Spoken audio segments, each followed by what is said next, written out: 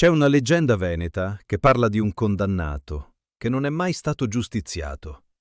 Si chiamava Bertoldo, brutto, rozzo, sempre sporco, ma più intelligente di tutti quelli attorno a lui, persino del re.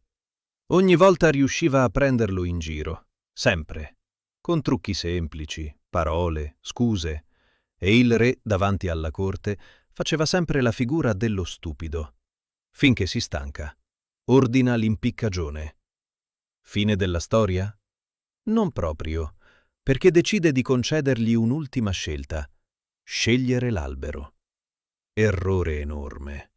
Bertoldo inizia a guardarsi attorno. Questo no, troppo piccolo. Quello no, troppo storto. Quell'altro? Troppo fragile.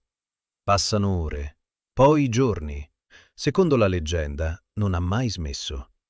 Nel bosco, ancora oggi, ci sarebbe un corteo che cammina, un uomo che osserva gli alberi uno a uno.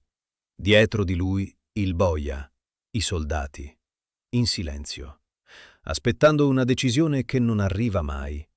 E la parte inquietante è questa: forse Bertoldo non stava cercando un albero.